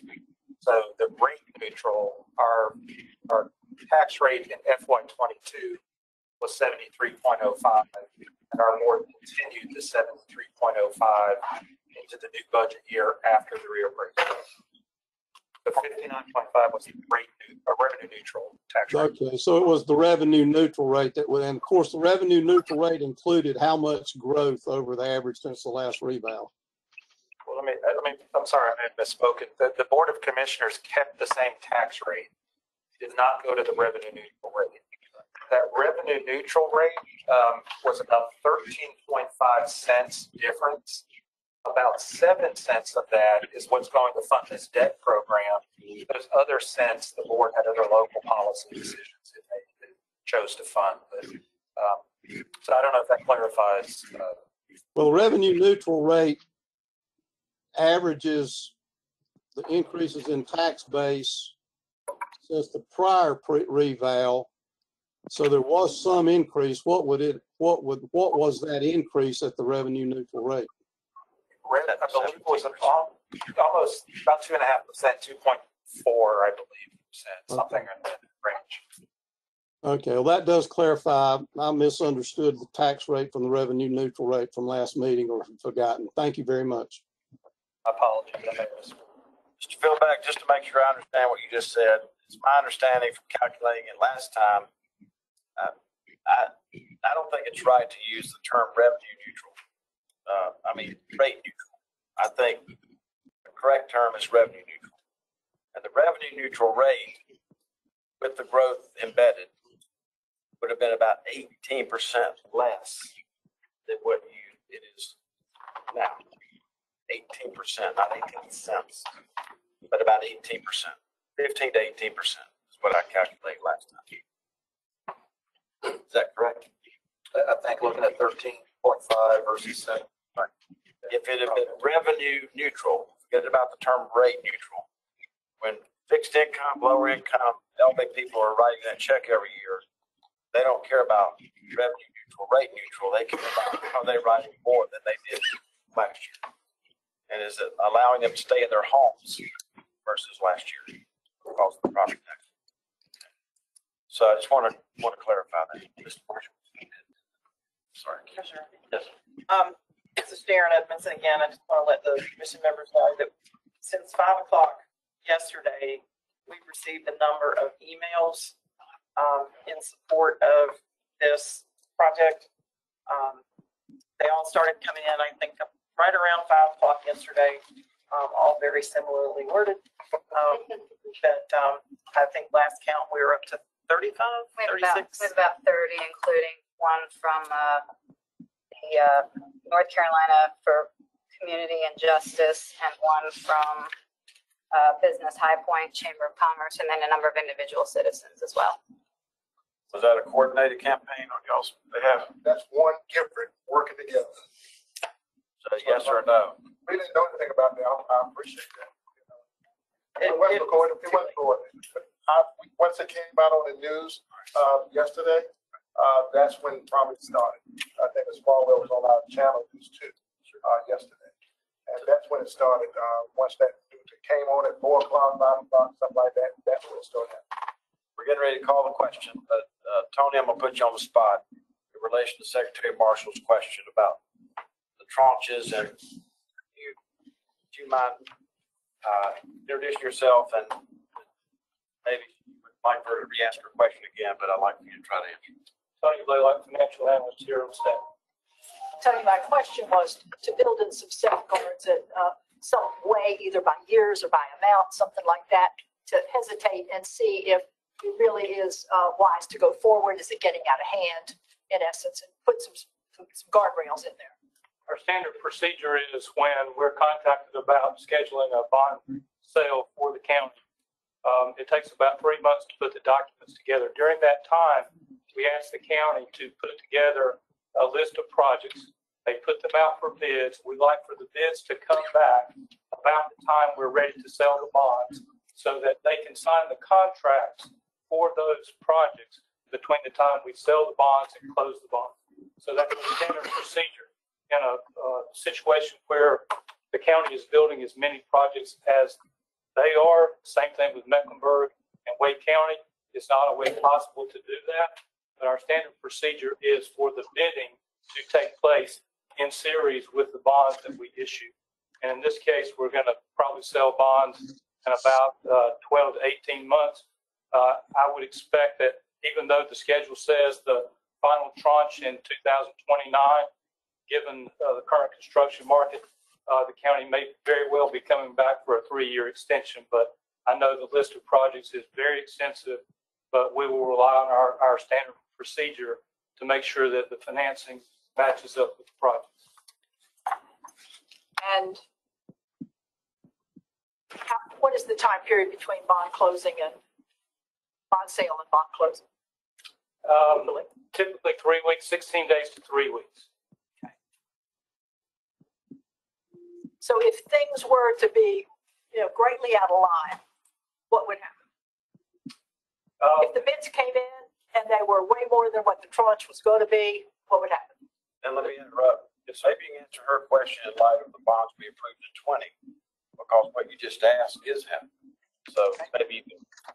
Right. We sold the first series of those bonds back in the spring for the initial round of projects. In the early part, there's a lot of architectural engineering that has to be done, soft cost, before we actually get to construction. So again, the timing of it is get those first projects underway. They should already be bid a certain percentage of them. Make sure that the rest of them are bid before we schedule the next bond sale. And along the way, make sure that we check in that process that the bidding is going according to the funding plan. As far as spending the proceeds, there are tax consequences that bond counsel has to follow. You have to spend a certain amount of money in the first 12 months, 18 months, 2 years. That's a legal question that I can't answer for you. But anyway, bond counsel as well as the county and the school system have to meet those hurdles so that the proceeds are not taxable. So a follow-up. So forget about premiums and discounts of selling bonds. This is level playing field. When they hit their head on $300 million that this LGC approved, and you have a hunch that's going to come in at $468 million. When they hit their head at $300 million, what do? They either have to scale back on individual projects. They work with the construction manager, general contractor to try to nibble away at some things that can be eliminated. Obviously, in this environment, we're going to have projects that are going to be over budget time by time. When we get toward the end of the project list, that last tranche of bonds, there may be projects that they have to eliminate. Or, as the county manager talked about earlier, there is a current dollar funding. There is capital contributions each year that will be generated at some point in the future. You have to put cash in with the debt, and that's one of the hallmarks of the Wake County system, is that they fund about 20% of their projects every year with cash from the tax rate. Okay. So there's a small chance that when they hit their head on the ceiling, they may have to go back to somebody and say, the school that was going to be renovated or replaced is not happening. Yes, sir. All right, and then the people who that may affect, then they see this whole new shiny bond approval out here, 1.7 billion. So now they're in the queue to get their work done. But because these people may have been in the wrong queue. Not with the plan, because we have to go in order. So our facilities are listed in worse shape of condition, and that's been very public from the beginning, and part of the reason why so many voters came out and supported it. I mean, I think that that's the answer to your question, is the plan that's public in terms of our facilities being rated by order of worst condition. Each school is assigned a number. Yes, sir. 60 is, in the 60s is poor. And it does take at least 2.5 years to build a school. All right, thank you, Tom. Yes, sir, that helps. Secretary Marshall. All right, anything else? Yes. Mr. Butler, apologize. Mr. State Treasurer, I would like to request that you explain this before we vote. And I'd like to request that it be shown in the minutes that this was explained exactly how much money this county owes. And when you look at the history on this and their history on contributions to their school system, it tells you something about the leadership of Guilford County for the last 10 or 15 years. And if you can't get your senators to sign on board, regardless of how many people you got here, you ain't got the right people signing. Guaranteed you got the tax break, service debt in the future. Would you please explain in detail where they'll understand it, Dale? Thank you, Mr. Butler, and I do this for every applicant. You've heard me do it before you got up in front of us. This is something that I started 5 years ago, because of the invisibleness of the unfunded healthcare and pension liabilities. And the unfunded healthcare liability for the county of Guilford is $310 million. They have just $20 million in assets toward that $300 million, a very small percentage, for a total unfunded healthcare liability of $290 million. And their pension unfunded for the elders plan is $61 million. And the LEO unfunded is $10 million for a total of pension unfunded liability of $71 million. So $290 million on the unfunded healthcare and $71 million on the unfunded pension. So, What's that roughly, that number? Total unfunded liabilities. All three. Almost $400 million. $375 million. 370. Yeah. So, thank you. All right. I'd like to move the item, please. Yes, ma'am. We are. Anything else the presenters would like to say before we vote? Thank you for your time. I know it's excessive. You all made a special privileges for us to be able to make our presentation. Thank you. Appreciate your time. Well, you're our customer, so what do you think special? That's how you treat your customers. And I hope that you felt like you've been, the R in Gray stands for radical hospitality. So I hope you feel like that we've been hospitable. You can see by some of the previous applicants, we treat everybody, we're Quakers, we treat everybody fairly and justly across the board. So, Just on Guilford County, I heard y'all the news yesterday. yes, we're celebrating our 250th year of church in your LA, North Carolina, Slow Archdale. But it's actually Springfield Friends, but that church was there before our country was here. So, and an integral part of Normal Industrial, Clemens College, UNCG, Guilford College, to some extent A&T, and obviously the Underground Railroad. So there's a lot of history with when Alan J. came down from Pennsylvania. Thank you all for coming. We have a motion by Councilwoman Hoffman. We have a second by me, by Secretary Penny.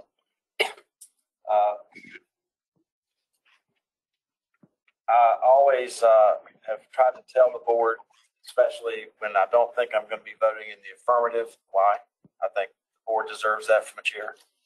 I hope you're all right, and I hope I'm wrong. But I'll be abstaining from this vote because I'm very concerned about what's already in the oven that's over budget and the impact that this is going to have since the sales tax increase did not come through. And especially concerned about the especially lower and fixed income people who are paying their property taxes. So we'll go around the horn. We have a motion, a second. I will share with the board, I will not be supporting this. Motion, second, being on the floor. And no more discussion. Is there any more discussion? Is it fair way? Hearing none, the clerk will call the roll. Motion Hodman, second Penny. We have Ms. Harvey is recusing herself and Treasurer Falwell Abstain. and one absent, Auditor Wood. Secretary Marshall? Aye. Yes, Mr. Burns? Aye. Mr. Butler? No. Mr. Philbeck? Aye. Thank you. 1, 2, 1. We have 6 ayes and motion carried. Thank you. 1, 2, 3, 4, 5, 6. So, Philbeck, Hoffman. I'm sorry, you're right. Excuse me. 5, 1. Sorry. we'll take just a brief break because of the fact that the whole Guilford County government's here on us. They gotta go back to work. We feel like that we should probably say goodbye, so we'll take about a 5-minute break. Y'all, I appreciate your time. When you're driving back, make sure you tell your voters the conditions of the road.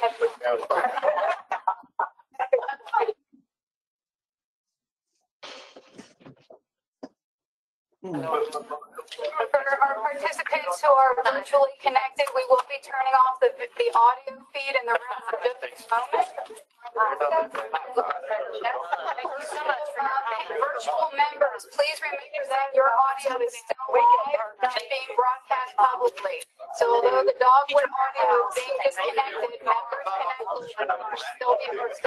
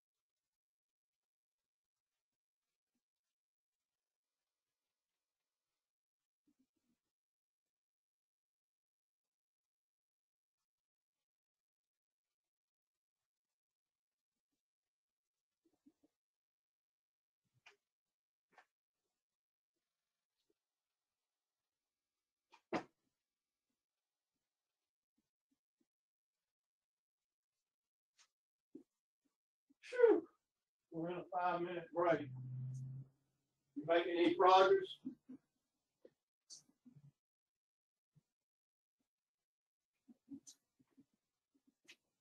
Well, I'm saying there's a lot of people asking that.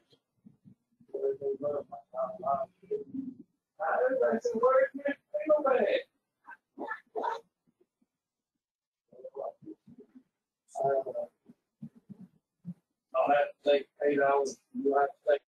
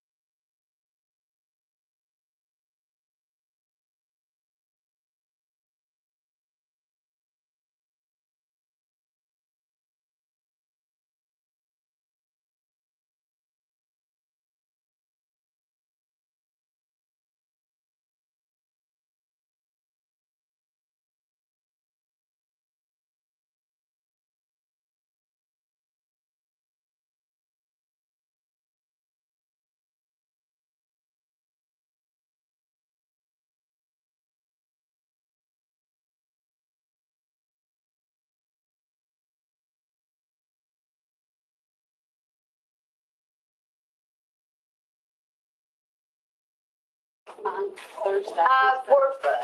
we connect with our, can we get a confirmation from our remote members that they can hear us?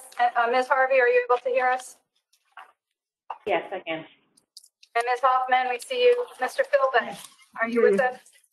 Fantastic. Treasurer, we have all of our members back and we're broadcasting to the public once again. All right. Kings Mountain.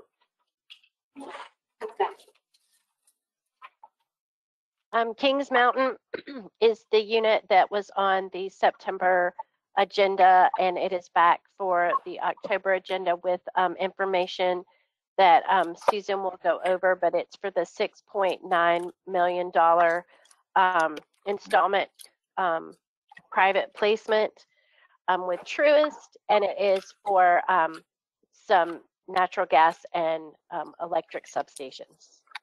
Susan? Great information on this from the previous meeting.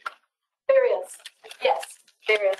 After the last meeting where you voted the tie and therefore did not approve the item, a motion was subsequently made and you decided to reconsider this meeting.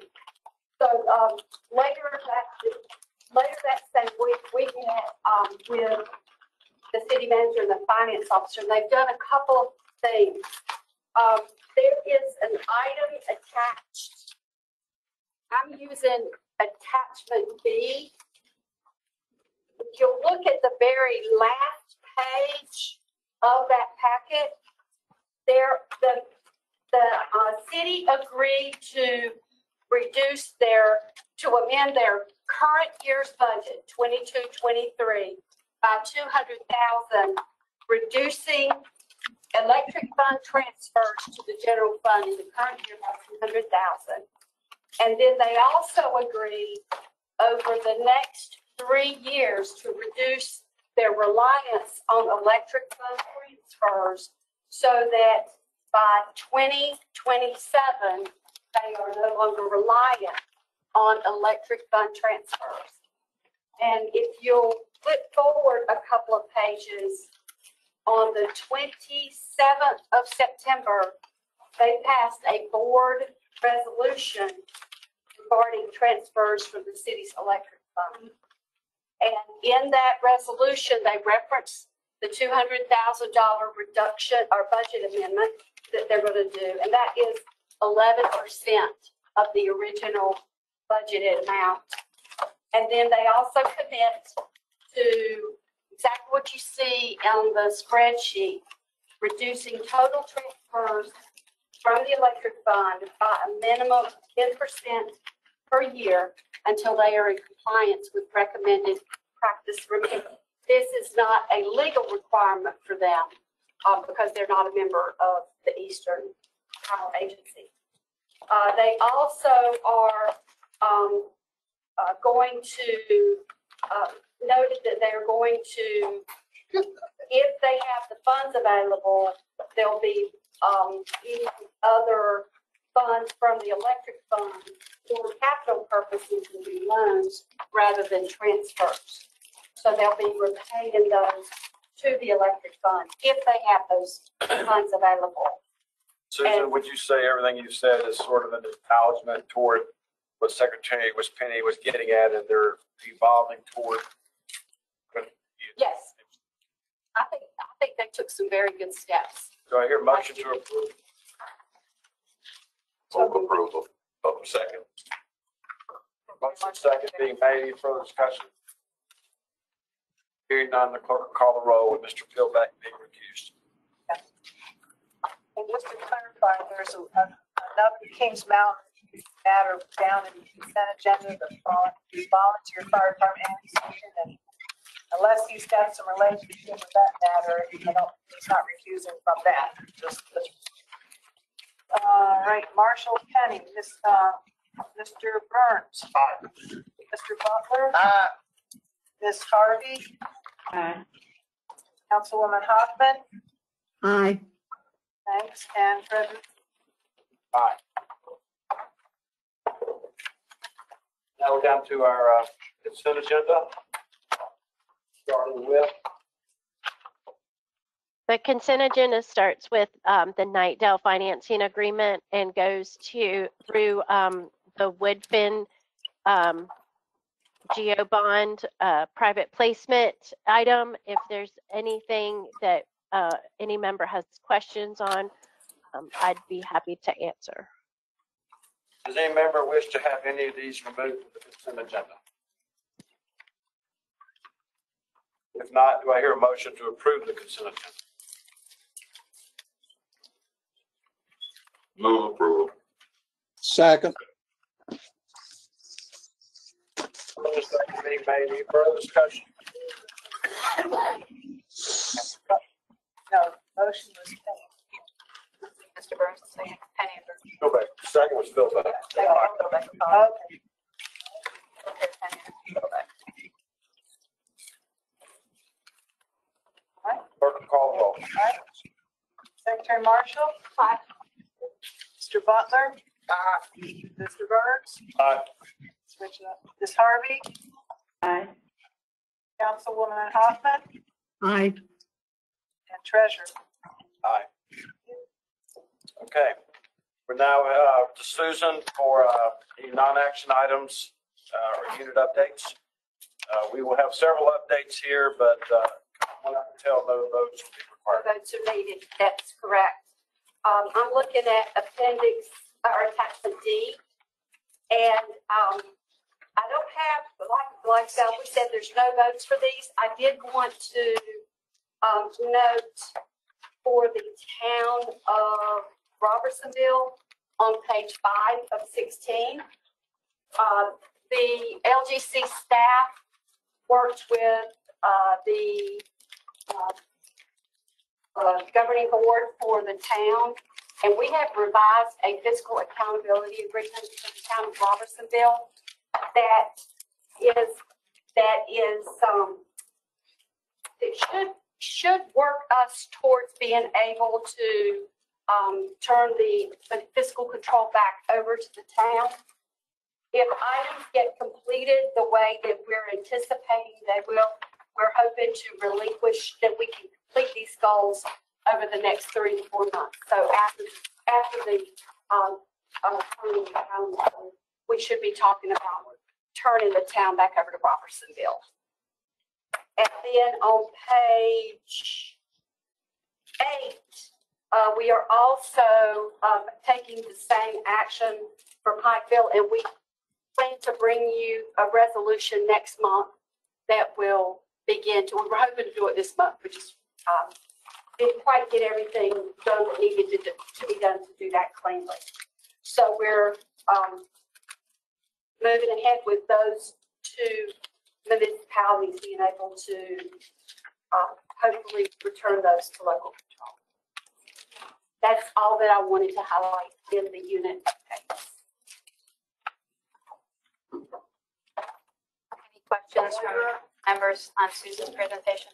How hard is it for some of these small towns to hire town managers? How many town managers are out there that are qualified to do this? I know our state has a good school of it, but what else? Where else do these folks come from? And how hard is it for them to get these folks? We've had a lot of difficulty hiring managers for the units that we've been managing. That may have something to do with the problems they're having. There are a number of MPA programs across the state. Okay. State of Carolina, App State, Western, UNC Charlotte, ECU, Central. Came up with a list of a good dozen. Yeah. So that's the profile as an MPA with some experience in city and town government. Yeah. The School of Government. School of Government has a fellowship program. They place people. I mean, that's again the small county thing that my colleague was talking about, is that I just don't have a picture into that, because we put up the Wake County manager and we got absolutely buried in resumes. But I'm sure that Robertsonville probably has a little trouble with that. Yeah. But you could be 4 levels from the county manager in Wake County as much as you would in some of these other They places. have trouble hiring just about anybody. Yeah, anybody. including an auditor. I would think that would be hard. As well as you've got to deal sometimes with city leaders or county leaders that aren't fettered by the law. No, I remember. Jennifer, I apologize. We need to go back to item 22. Jennifer? Sure. The miscellaneous non-action item is for Caldwell County Industrial Facilities Pollution Control. What they're doing is they just gotten information from the bank that have agreed to a new interest rate and extending the put date, and nothing else changes. So there's no extension of maturity to the original deal. Okay. Thank you. Is that it? I'm not going to belabor this conversation, but do we have anybody on staff who is monitoring these reverse swap agreements that we've approved for these big hospitals in the last 3 years where they were betting on interest rates going down and they've quintupled? So we won't bring it up in this meeting, but I know what's happened to treasury bill rates, and a lot of those things were pegged to treasury bill rates. So something we'll be looking into in the future. All right.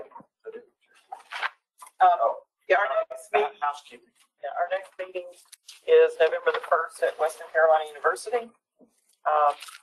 The room block at the Comfort Inn in Silva is set to expire at the end of this week. We can extend it if we need to. Did you email us that block? I did. Okay, thank you. We can email it in if y'all need it. $79 a night is a great property.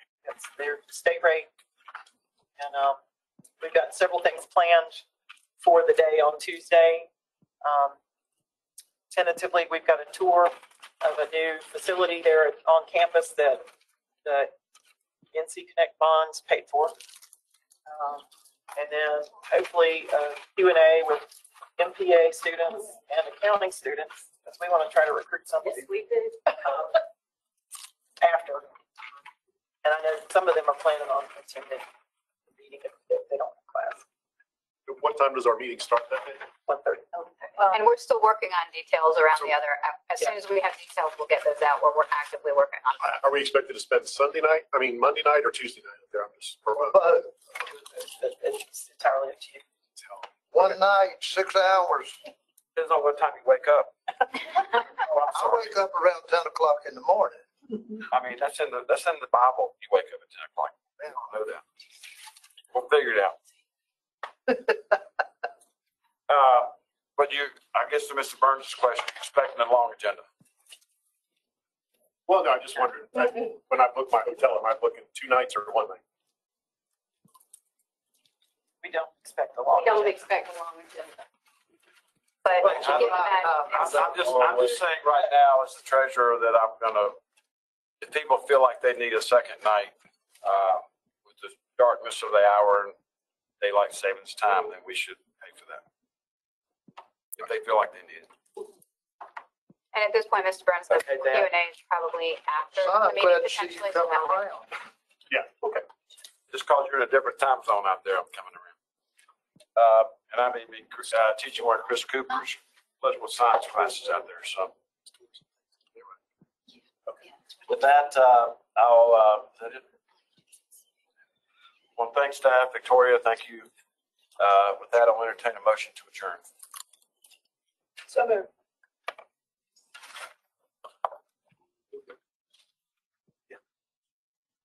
To adjourn, do I hear a second? Second. Mr. Burns. Always happy to. Any further discussion about adjournment or about Ms. Harvey, Ms. Hoffman, and Mr. Philback? Did you hear the room block information about Colowee? Yes, I did. Thank you. Great. Thank you all for joining us. With that, clerk will call the roll. Well, we'll do it by unanimous consent, all in favor of adjourning. You guys have it. Can we gavel that one? Recognition is cold.